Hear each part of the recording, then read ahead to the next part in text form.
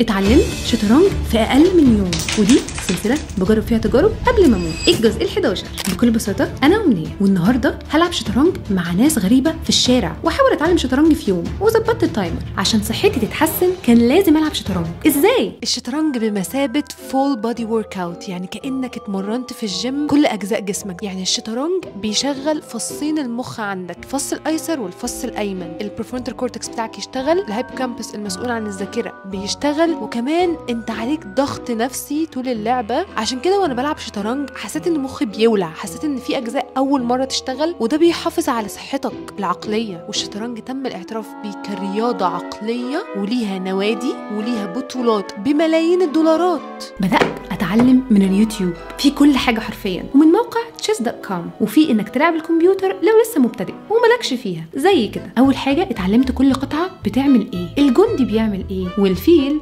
ده ايه اللي جايبه معانا ده، مش كان مكان الغابه، والحصان ساب الاسطبل وجاي معانا برضه، القلعه بتتحرك ازاي معرفش، واهم قطعه الوزير، في مقوله اخرى الملكه، عشان بيتحرك في كل مكان. اما الملك ما بيتحركش غير حركه واحده، وبيخسرك او يكسبك. اللي صدمني ان انا لقيت ناس بتلعب وهي مغميه عينيها، ده انا مفتحه وبخسر. الشطرنج لعبه ذكاء وتمرين عقلي كامل، وبتحميك من الزهايمر، كل الدراسات بتقول كده. الشطرنج في وقت من الاوقات كان بيتدرس في المدارس.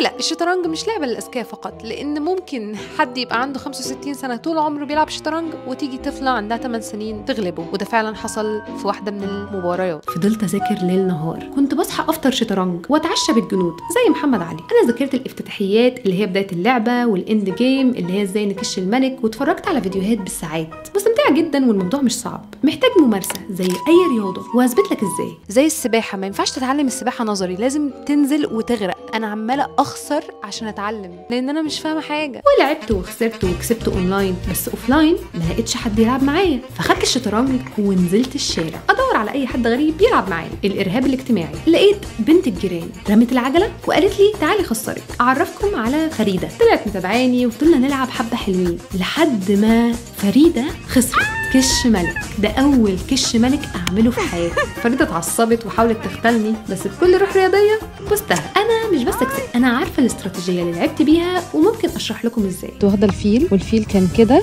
وهو الملك مش عارف يتحرك، كسبت فريده. فبكل بساطه الشطرنج زي الحياه، ما ينفعش تعيش اليوم بيومه وتتخيل اخر السنه ان اهدافك هتتحقق. لازم يكون عندك خطه واستراتيجيه، وحاسب خطواتك لقدام، وعارف تحمي اللي بنيته، وتهزم اللي بتكرهه من عادات او من عدو. ولازم تشوف الصوره الكبيره لحياتك، اللي هي الرقعه الارضيه بتاعت الشطرنج. لازم تشوف الصوره كامله، لان ببساطه في قانون بيقول الشطرنج ما فيهوش حظ، لو خسرت يبقى انت عملت حركه غلط، زيها زي حياتك.